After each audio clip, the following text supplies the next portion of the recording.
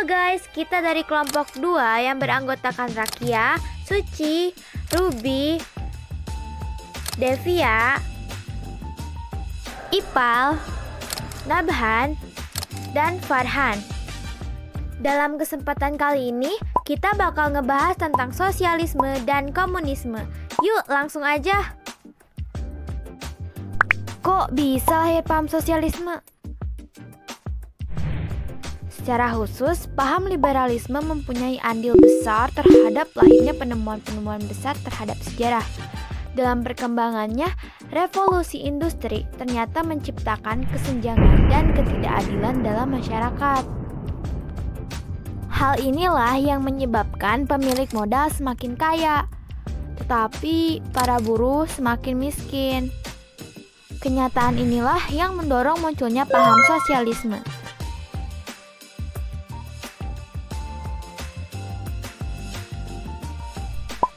Pengertian sosialisme. Sosialisme sendiri itu adalah serangkaian sistem ekonomi yang ditandai dengan kepemilikan sosial atas alat-alat produksi dan manajemen mandiri pekerja, serta teori dan gerakan politik yang terkait dengannya.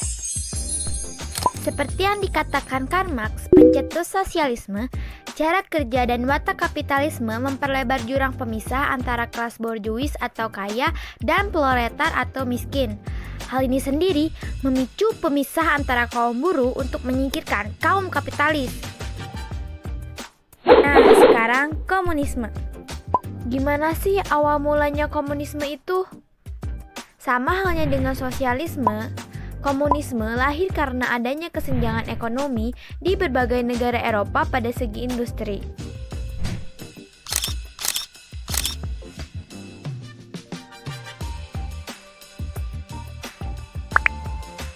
Komunisme itu apaan sih? Nah, komunisme adalah ideologi yang berkenaan dengan 1. Filosofi, 2. Politik, 3. Sosial, dan ekonomi,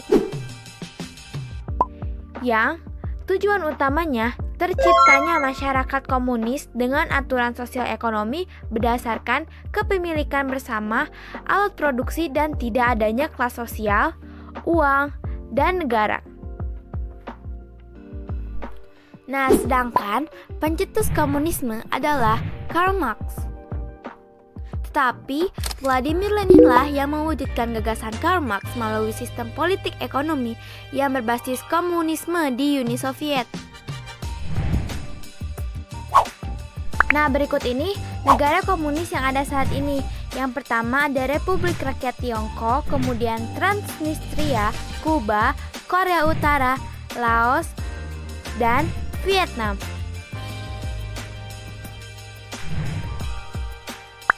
Dampak sosialisme dan komunisme itu apa sih? Nah, yang pertama ada dampak positif, yaitu tidak ada jurang kesejahteraan yang tinggi antara masyarakatnya. Kemudian, adanya pemerataan pendapatan bagi rakyatnya. Nah, ada juga dampak negatifnya loh. Yang pertama itu, rawan terjadi korupsi di kalangan pemerintah karena memegang kendali penuh bagi perekonomian negara. Kemudian, yang kedua adalah sangat bergantung pada mentalitas dan niat baik pemerintah sebagai pelaksananya. Nah, segitu dulu penjelasan tentang sosialisme dan komunisme dari kami.